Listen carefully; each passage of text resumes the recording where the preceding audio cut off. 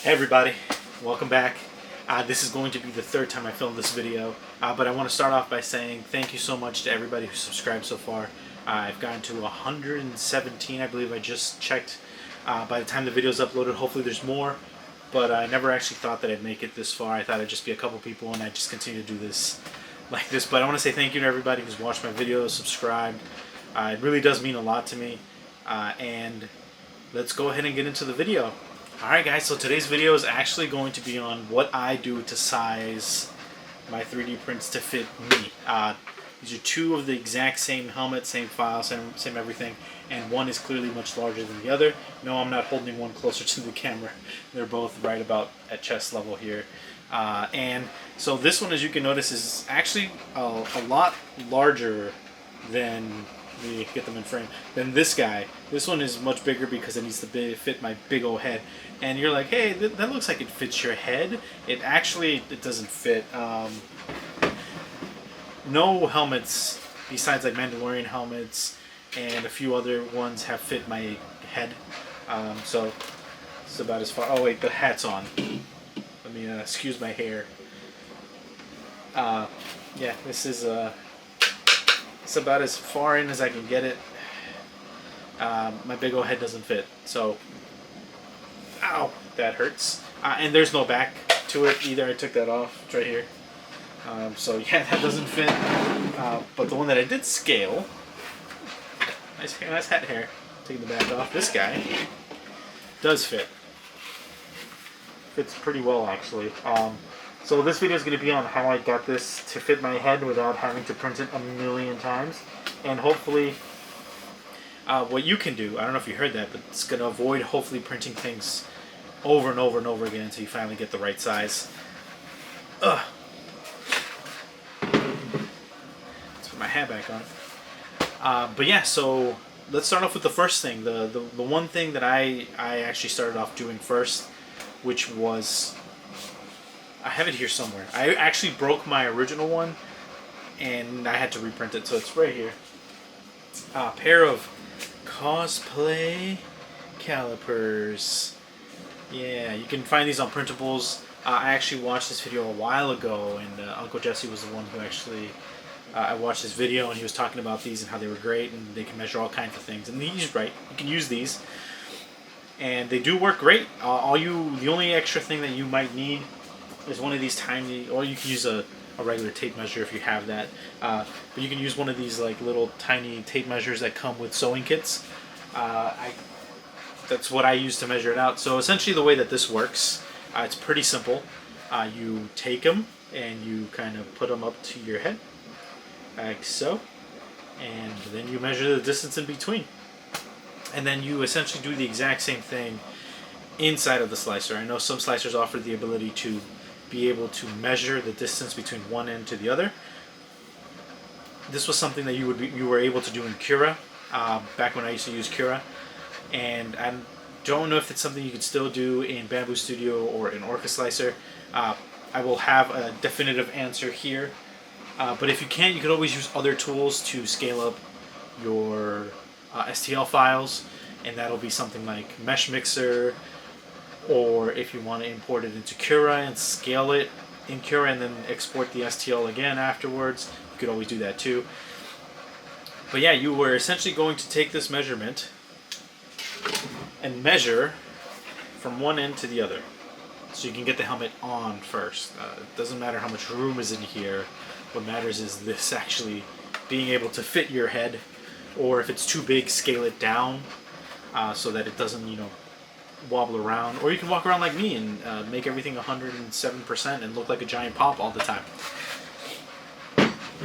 But yeah, so that's the first method, is using these. I will put a description of everything that I do down below in the description, so you guys can either check it out, download the file for yourselves, print it for yourselves, and that way it can help you size up whatever print. These will work with your head. I've done it with my wrists. I measured out the wrists. It can measure out your neck if you're printing out one of the neck pieces like so here. I didn't actually measure this. This came out exactly how it was intended. It does hurt a little bit getting on because I haven't sanded it down, but that's on me. You could also measure the thickness of your thighs. You know what I'm saying? So it's might be big enough to measure your waist size. Um, you know, you could probably use this for a lot of different things. You can also scale these up by however much you want and have a giant set of calipers that you can then use to measure literally any part of your body. But these should suffice for most things, especially if you're just printing out a helmet or a couple of things here and there. These should be more than enough. The next thing, so I'm actually going to put a screen here somewhere, right here, that talks about it as I talk about it. So the next thing that I would do before I found out about those, or should I say the first thing I used to do, which was go into a slicer like Cura or Orca or any of them actually, and angle the print, so whatever it is that you're printing, in a direction so that only a tiny little piece prints for measurement. So what do I mean by that? Let's grab something here real quick to show you what I'm talking about. Spider-Man 2099 helmet's not a good idea because it's such a weird shape, but it can work. Hold on. So for example, something like this Helldiver's helmet, for democracy. You better be fighting those automatons. I swear to God, if you're fighting bugs, Jesus, my name. But anyways, yeah, so something like this, right? So you see how it has this nice, almost flat surface. What you want to do, let me put this here. So what you want to do with something like this, the model in this video here is going to be different from this, but what you want to do is you want to put this below the actual build plate of the slicer, and just print essentially 1 or 2 layers, or however many layers you need to print from just the bottom piece here. So it can take, you know, on a bamboo printer like that, it could take, you know, maybe an hour, just something enough that you have the entire ring of the entrance to the helmet printed. That way you can try to put it over your head. A word of caution with this though is that ring is going to be very thin and very flexible, so it might fit, right? Because you're accidentally maybe pulling it apart a little bit, or pulling it this way a little bit, or flexing it in a certain way that makes it go over your head. If it seems like it fits exactly right, there's a chance that once you print the whole thing and it's more rigid, that it won't fit. So always add a little bit of extra wiggle room, whether that's going up by 1% or going up by 0.5%. You know, whatever you feel comfortable going up. It's always nice to do that. You want to essentially make sure that it fits over your head nicely, you know. And yeah, you essentially just want to make sure that it fits out. Or like this, that prints in multiple parts. You can make it so that the mouthpiece is actually flexible in here with some stretchy stuff that you can get off of Amazon, which I'll put a description if you want to get that for something like this down below. That stuff actually does really nicely to make it so that this flexes, you know, so it comes apart, but it goes back together once you put everything back, and it fits over your head nice. That's what I had to do with this, because I welded it at first and it did not fit because I didn't listen to my own advice. Besides the point, getting off track. Anyways, yeah, so that will work for literally any piece you need to print. It can work for, say, a wrist piece. You know your hand can definitely fit in something like this, but you're not sure if it'll fit through this, right? This part of your hand, which no matter how you shape it, might not fit properly in the hole. So that's when you take, again, this might not be the best example, but you take this top piece, right? Or like a couple of layers here, you know, and then print it, and then see if your hand fits. If your hand fits, then you're good. If it doesn't fit, then you might need to scale it up or down, or whichever direction you want to go in, because you want it to be a nice fit. Again, why this isn't a good example is that this actually comes apart. So in the video will hopefully be a much better example of what I'm talking about.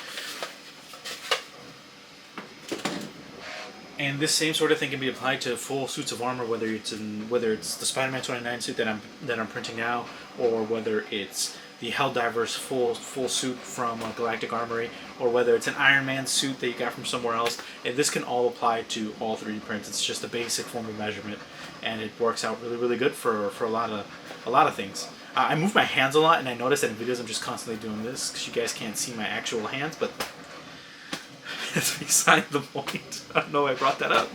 Anyways, so those are the two things that you can do without having to buy an extra piece of software.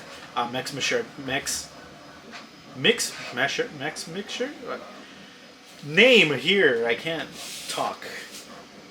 Mesh Mixer. Oh my goodness, that is a free piece of software that you guys can get. I'll put a link to that down below. And yeah, so the last thing, which is what I do now, which is what works the best in my personal opinion, is to buy a program called Armorsmith. Yes, it's by a couple of guys. It's by a company called Armored Garage. And essentially the software has you measure out, your head, your neck. Essentially, like if you're getting a tux suit fit out, they have you measure everything.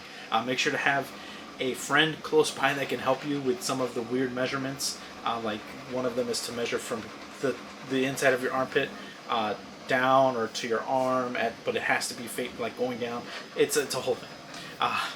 You can do it on your own, but it's easier if you have a buddy there that can help you measure these things. And it gives you visual guides of what areas it's actually asking you to measure, whether it's the circumference of your chest while you're relaxed, or whether it's your right around your waist to see what your waist size is.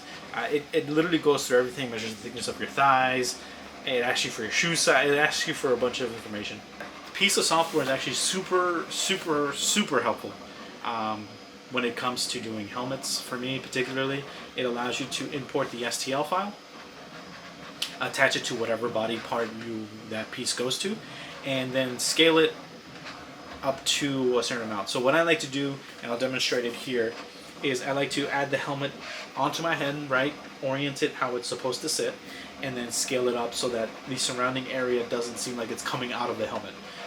There's some things that can, like, a little bit of your head can come out a little bit if you want it, like if you're doing it because it doesn't account for the fact that human beings are squishy.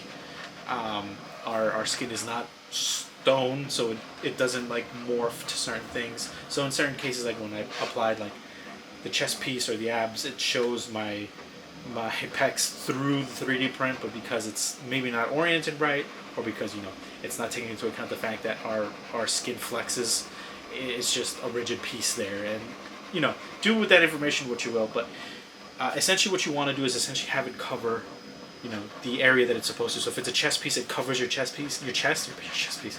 It covers your chest, and it doesn't sit like these are the ends, but the pecs are like right here. Like you want it to make sure that it covers the area. And then if you essentially add all the things that you want to print in there, you can scale it up, save the STL under a new name, make sure it's under a new name, so that way if you need the original file for whatever reason, you always have the original file. Or create a new folder on your desktop and save it to that as the original file name, but keep the original file somewhere else. Just make sure you separate these things, because you might need to re-download that file, and then finding out where you downloaded it from might not always be the easiest thing to discover. You might have to just go searching everywhere again for it if something happens to the original files. But yeah, our Armorsmith is a really cool tool. It helps you with sizing literally every single piece that you are going to be putting on of an armor, whether that's the helmet, the chest, the arms, the legs, the shoes, the gloves, everything. It can be measured inside of that program, and then that it's as accurate as it can be to your actual physical body, and then you can print those things after having them being scaled to the proper size. This is where I insert a little bit of a word of caution. I don't know if this is any better now, but when I first started doing printing helmets and things like that, I would scale things in, say, Cura, and then print something else using some other 3D printing software, whether that's Bamboo Studio, whether that's Prusa Slicer. Sometimes when you would scale something to 108%, for example, and then scale it on another program to 108%, it wouldn't always be exactly the same. One piece might be just slightly smaller, one piece might be just slightly bigger. That could also have to do a lot with tolerances, but to be safe, use the same slicer. In most cases today, you can use the exact same slicer across all of your printers as it was the case back then. But in some cases, you liked how certain things printed with one slicer for your one machine, but another for another. Now I just use Bamboo Studio or Orca Slicer, which is essentially the exact same thing, to print on these two guys here. So just a word of caution, it could be that you might print something in Cura and you use Bamboo Slicer for something else and the pieces don't match because they're just slightly different. It can happen. I don't know. I don't use any other slicers now, so just a word of caution from my past experience.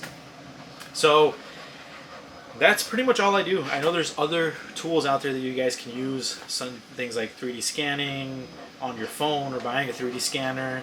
I've never really played around with those much myself because, again, I have Armorsmith and essentially I take measurements of my head and it's my head in there. And I don't see a need to use a 3D scanner. But I do want to play with one at some point. So I might eventually, at some point in time, get one and play around with it and let you guys know what I think.